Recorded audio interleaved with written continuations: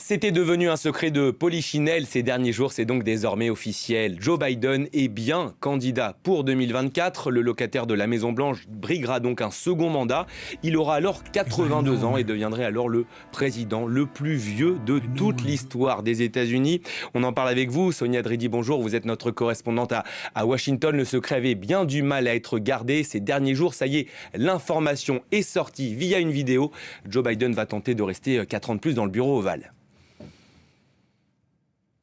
Comme vous l'avez dit, beaucoup s'y attendaient à Washington. On n'attendait plus que cela soit annoncé. Mais Joe Biden a pris son temps, notamment parce qu'il voyait que côté républicain, Donald Trump, qui est le candidat côté républicain, était empêtré dans de nombreuses affaires. Donc il a pris du temps. Il a choisi la date anniversaire de l'annonce de sa candidature il y a 4 ans, donc pour diffuser cette vidéo. Une vidéo dans laquelle il met encore la défense de la démocratie au cœur de sa campagne. Alors cette candidature est une déception pour de nombreux démocrates, notamment des jeunes démocrates, parce que Joe Biden s'était présenté à la dernière élection présidentielle comme un candidat de transition capable d'apaiser le pays après 4 années de présidence de Donald Trump, et capable surtout de battre Donald Trump.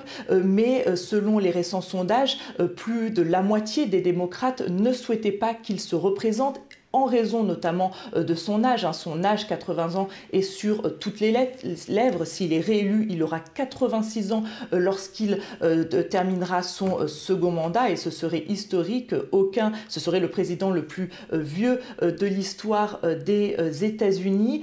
Mais c'est vrai qu'on sent aussi qu'il y a une certaine résignation chez les démocrates, parce qu'ils ne voient pas d'alternative, ils ne voient pas de candidat crédible capable de battre Donald Trump, qui pour l'instant est en tête des sondages côté républicain. Donc on sent qu'il y a une certaine résignation. Alors Joe Biden, lui, qui semble souvent fatigué quand même, et qui est incontestablement marqué par les années, en novembre 2021 puis en février 2023, il s'est soumis à des bilans de santé qui ont conclu qu'il était en bonne santé, mais on sent aussi que la Maison-Blanche le protège.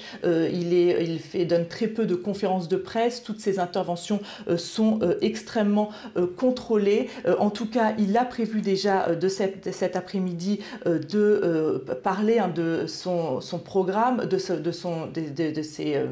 qu'il a fait pendant le début de son mandat, de s'adresser notamment à la classe moyenne. Et encore une fois, Joe Biden devrait miser sur cette classe moyenne américaine pour cette nouvelle candidature, pour tenter de convaincre les Américains de voter pour lui, en mettant en avant son bilan de ces 2 dernières années.